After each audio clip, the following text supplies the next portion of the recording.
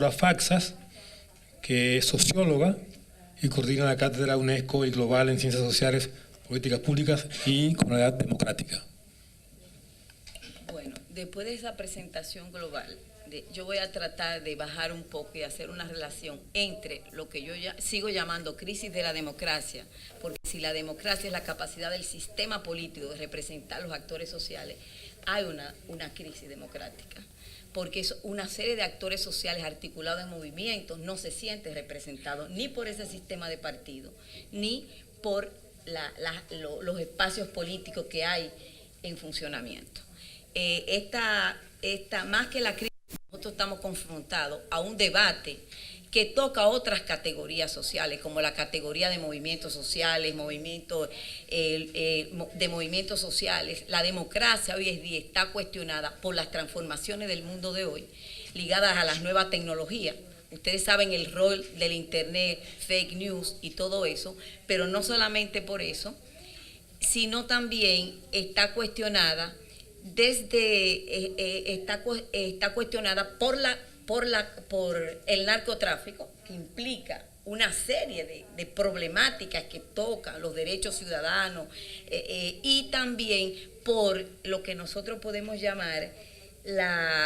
el terrorismo. Un país como Francia,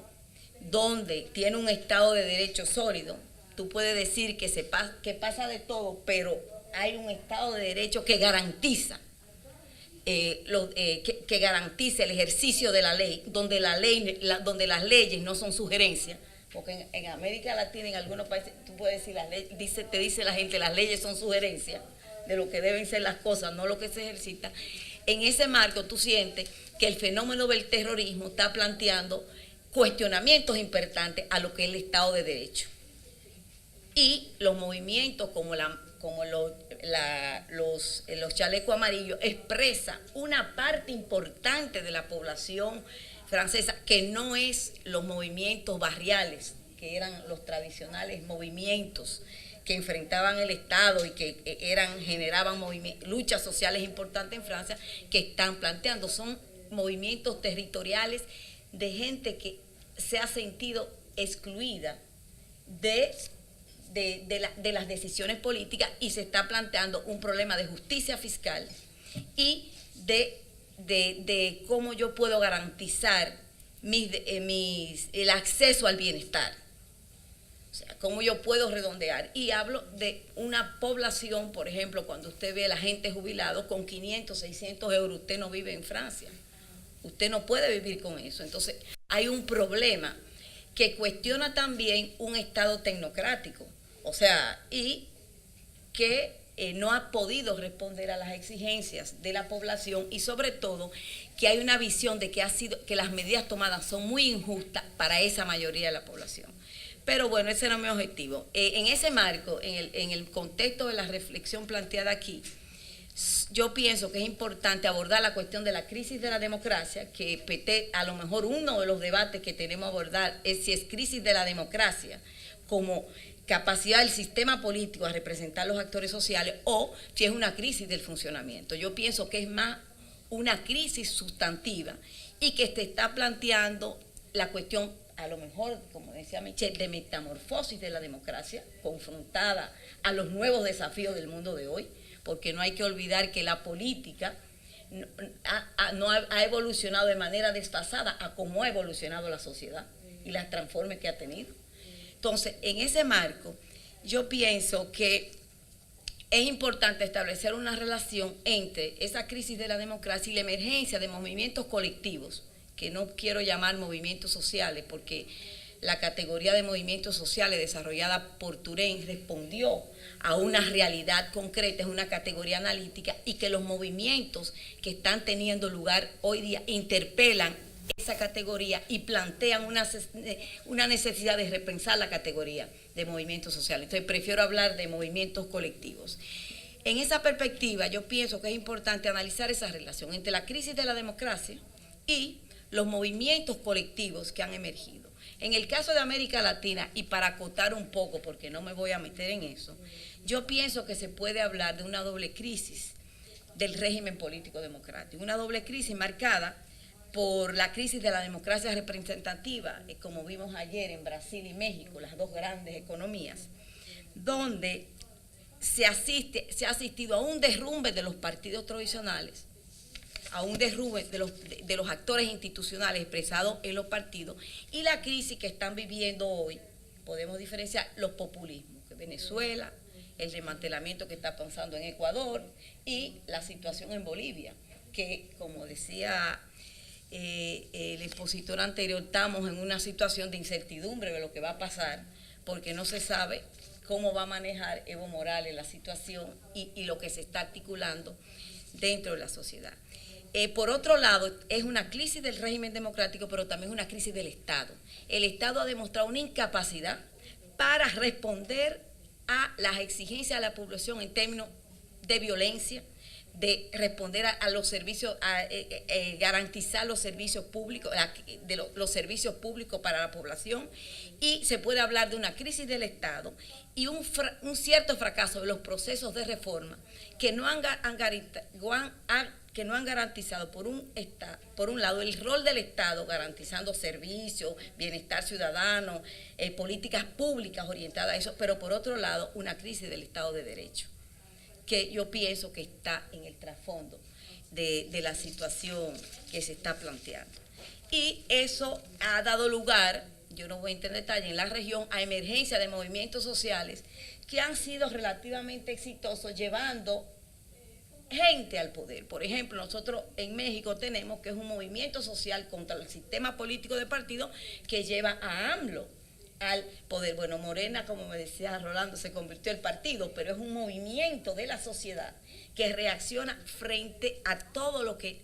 frente a la corrupción, la situación, el rol del narcotráfico, una crisis de esa, un cuestionamiento de esa clase política que lleva al poder a AMLO. El futuro está abierto. Lo mismo en Brasil, es un movimiento desde la sociedad que con mucho apoyo de los movimientos de iglesia de derecha, pero también con el rol de los medios de las nuevas tecnologías que llevan a Bolsonaro de manera sorprendente al poder. Entonces yo pienso que desde los movimientos colectivos hay una reacción contra el sistema político, contra cómo se ha manejado la política en la región. En el caso dominicano, que yo me voy a centrar un poco en la marcha verde, profesor. En el caso dominicano, yo pienso que hay movimientos colectivos de clases medias que han enarbolando consignas de naturaleza ética, de naturaleza de carácter cultural vía el Internet, han logrado ocupar el escenario de las luchas sociales. Han logrado ocupar el escenario de las luchas sociales en un contexto donde,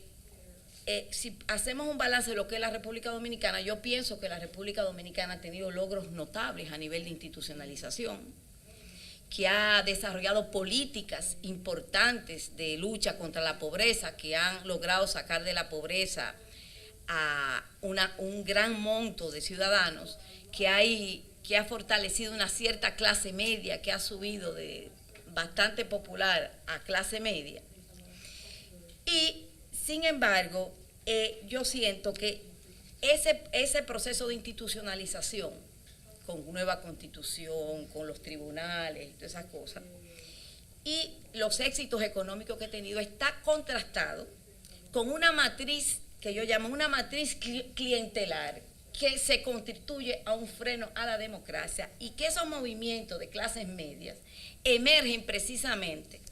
como una respuesta desde la sociedad, desde esos jóvenes de clase media, contra esa matriz clientelar que tiene emprisionada la política y el sistema político, en el cual ellos no se sienten representados. Y yo pienso que es desde esa perspectiva que nosotros podemos analizar lo que son los precedentes los movimientos precedentes de las clases medias, que son los movimientos de la otra feria, de 2002, la otra feria, ya está bueno, estoy alto, la lucha de los haitises, la lucha de Loma Miranda, que son luchas que han marcado la dinámica de la lucha social y que son luchas con cierto nivel de éxito, porque por ejemplo los Haití se nos hizo la cementera, y que son movimientos que tienen características también particulares. Son movimientos de jóvenes de clase media, la mayoría, por lo menos eso, bien integrados, máster, doctorados, y muchachos que tienen una preocupación por el futuro de la sociedad. No son los desclasados, la gente, como me decía alguien que yo entrevisté del gobierno, que me decía, no, eso es, la clase media se siente desplazada porque la prioridad del gobierno ha sido los programas de solidaridad. No, estos jóvenes están integrados, tienen trabajo y tienen buenos niveles de salario. Entonces hay una preocupación por lo que pasa en este país y integrarse en lo que pasa en lo que pasa en el país. Yo me acuerdo, profesor, de la generación de nosotros, que creíamos que podíamos tomar el cielo por asalto, y la implicación de los jóvenes era por construir una sociedad más justa en el momento, enarbolando el marxismo como arma para transformar la sociedad. Entonces lo que tú sientes es que todo ese movimiento de jóvenes de clase media son movimientos, los movimientos anteriores han sido puntuales, articulados en torno a la red, el rol central de los nuevos, de lo virtual como un espacio de identidad, de creación de identidades colectivas, que esos movimientos son sobre todo por cambio climático, justicia fiscal, que te llevan a cuestiones que tienen que ver con reconocimiento cultural, etcétera, etcétera. Y que jóvenes que implican que el sistema político no los representan, pero son movimientos puntuales. Y son movimientos donde no hay liderazgo, son horizontales, donde no hay jefe, los líderes se convierten en los voceros, pero no tienen una posición de dominio del movimiento, ni son dirigentes en el sentido político que entendemos. Lo que uno sí siente es que ellos se repiten de un movimiento a otro, que es una red de jóvenes que se integra en eso, pero que no está articulado en torno a partidos políticos, ni articulado de manera permanente a organizaciones de la sociedad civil que organiza esas manifestaciones. Yo pienso que otro movimiento importante fue, como habíamos visto ayer, lo del 4%,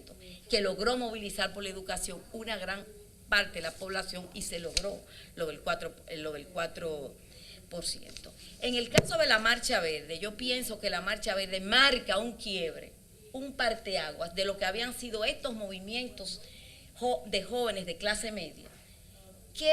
sin embargo estos movimientos son como un punto que lo precedieron, son como un punto de culminación de esos procesos, con una diferencia notable en lo que yo digo que marca un parteaguas, porque estos movimientos por primera vez asumen de manera sustantiva y logran articular una amplia gama de la población dominicana en torno a un tema estructural, que es el tema de la corrupción y de la impunidad. O sea que ante la corrupción y la impunidad, en todo, justicia fiscal, estaban una sociedad más justa contra la impunidad, pero ahora todo este movimiento se articula en torno a un tema estructural de la sociedad dominicana y de muchas otras sociedades, que es el problema de la corrupción y el problema de la identidad. Y siendo, ¿dónde está por aquí? Si no está Fausto por aquí, el asunto, y siendo lo de Odebrecht lo que despertó ese movimiento. Los jóvenes que empezaron a organizar eso en diciembre, cuando salen las noticias, llaman a una marcha verde que le pusieron como la marcha verde el color de la esperanza, y no tenían idea de que eso iba a generar ese movimiento masivo, que eran alrededor de 150,000 personas, que es el movimiento más importante que se ha generado dentro de la sociedad dominicana como una movilización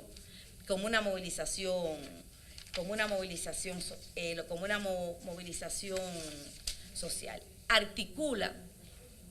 y yo creo que sintetiza un malestar colectivo en torno a que todo es posible y que nada es nada. Entonces, esa lucha contra la corrupción,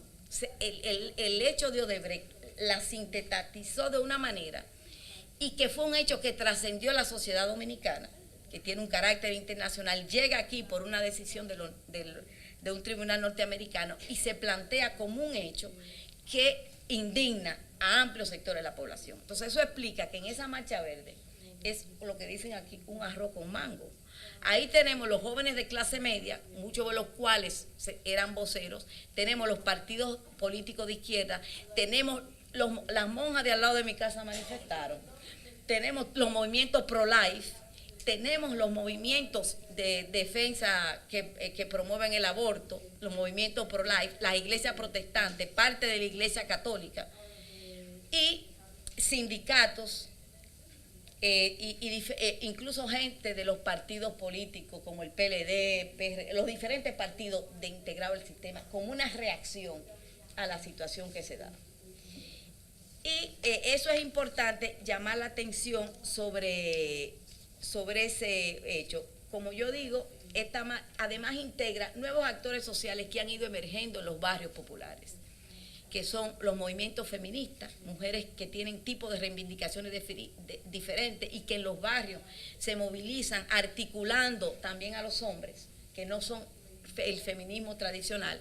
movimientos, como decía Tajir allá, de afrodescendientes, de los LGTBI, ¿no? Eso que aquí era impensable hace unos años, el movimiento de los gays, los lesbianas, hace parte de esos movimientos y cuando se moviliza tiene el apoyo de parte se moviliza con gente proveniente de otros sectores sociales. Entonces, ese movimiento organiza tiene dos grandes marchas y logra articular movilizaciones al interior, por lo menos en 25 provincias del país, o sea que trasciende la capital para tener un impacto en el espectro nacional. Es un movimiento de carácter pacífico, se organiza de manera horizontal, ahí no ha habido jefe ni dirigente, y hace un intenso uso de las nuevas tecnologías como un mecanismo importante de movilización, utiliza expresiones artísticas y culturales importantes como recorridos en la ciudad, llegar al altar de la patria con ceremonia, utiliza aspectos del carnaval y de la religiosidad popular dominicana como un elemento de expresión, letreros, música. Y otra cosa importante, que en ese movimiento hubo una presencia empresarial, como en nosotros ha habido, pero hubo una presencia empresarial, no de los grandes empresarios, pequeños y medianos empresarios, y también figuras mediáticas populares. Hubo un impacto importante del periodismo, Juan Bolívar Díaz, Uchi Lora, Altagracia Salazar, Mariano Cepete, gente que tiene un auditorio dentro de la sociedad dominicana, o sea, periodistas que tienen un impacto mediático importante. Y también como gente que está en el medio de la televisión, Milagro Germán, Mariela Alemán, Nashla Bogar, o sea, es un movimiento amplio que integra diferentes sectores y le da una visibilidad diferente. Esa amplia masa es un movimiento como demasiado heterogéneo, no tiene liderazgo. Y yo pienso que en la dinámica del movimiento y la evolución tuvo un impacto importante para la situación que está el movimiento hoy, el rol de la izquierda. Entonces, la izquierda, nosotros venimos de ahí, sabemos que donde hay, queremos ser dirigentes de lo que hay, aunque no lo hayamos creado. Entonces, yo pienso, no, yo sé. Yo pienso que al interior del movimiento de la Marcha Verde hubo una tensión fuerte entre un grupo de jóvenes de clase media y ese tipo de liderazgo horizontal donde todo se decidía por consenso, al rol de los partidos políticos que querían jugar un rol hegemónico y controlar, y que eso planteó un punto de quiebre hacia el reflujo del movimiento, que fue la famosa Marcha al Palacio, que hubo una fuerte oposición dentro de hacer eso, y el hecho de la destitución del presidente Medina, porque se planteaba que después de Medina, ¿qué? O sea, que esa reivindicación no emergía como una demanda de la mayoría de los sectores articulados en la Marcha Verde, sino sobre todo de los partidos políticos de izquierda que estaban al interior de la Marcha de la marcha verde. El movimiento que está en una situación de reflujo como movilización, sin embargo, se ha planteado seriamente y ha retomado la preocupación que ha habido en los otros movimientos de la relación con la política. Y se ha pasado de un rechazo de la política en los diferentes movimientos, 4%, lo de los Haití, Loma Miranda, a las búsquedas de nuevas formas de representación política. Entonces, esa búsqueda de nuevas formas de representación política ha dado lugar a esfuerzos de jóvenes para articular movimientos que tienen una connotación política y que quieren presentarse a las candidaturas locales. Hay también una crítica a lo que son el funcionamiento de las elecciones y el sistema democrático en términos de elecciones, porque aquí el que no tiene dinero no va a ningún sitio. Porque el hecho de poder hacer campaña electoral implica un fondo de dinero que cuestiona muchas cosas. Y tú ves que a veces tú dices, bueno, ese ganó a papeleta limpia. Entonces hay un cuestionamiento del sistema electoral en ese sentido, porque yo pienso que en el marco de la institucionalización, como yo decía, hay una confianza en el sistema electoral en el sentido de que hay garantía de resultados y que nosotros hemos avanzado mucho en eso, pero cómo hacemos política en el marco de esa situación, de la situación, de esa matriz clientelar, donde ha generado una cultura política de dónde está lo mío. Y a mí no me ha dado nada el gobierno, como si un gobierno tuviera que, yo voté y no me han dado nada. Entonces, yo pienso que esos son elementos importantes a considerar. Entonces, en ese marco, como yo decía, ha surgido un grupo de jóvenes con el país que queremos, bien común, con candidaturas progresistas y en ese marco yo pienso que debemos repensar el cuestionamiento que hay a la democracia. Yo pienso que hay un cuestionamiento al sistema de partidos. Los jóvenes, ese grupo de jóvenes y una parte sustantiva de la Marcha Verde no se siente representado en el sistema político. El sistema político tradicional es una cosa aparte que no lo representa. Plantea la necesidad de reformas institucionales democráticas importantes y el fortalecimiento y que las instituciones respondan a lo que son. Por ejemplo, hay una fuerte crítica a la justicia, porque es una justicia que funciona en función de tu portamoneda o de dónde tú vengas, etcétera, etcétera. La gente, los sectores populares y ciertos jóvenes de clase media piensan que esa justicia es injusta. Y en esa medida se plantea la necesidad de la separación de los poderes, que es uno de los ejes de la real separación de los poderes como un eje, como un elemento sustantivo de la democracia. Y el movimiento también ha puesto en cuestión, y esos jóvenes que están buscando opciones políticas, el fuerte clientelismo y esa matriz clientelar que permea toda la política y que es un obstáculo a la democracia.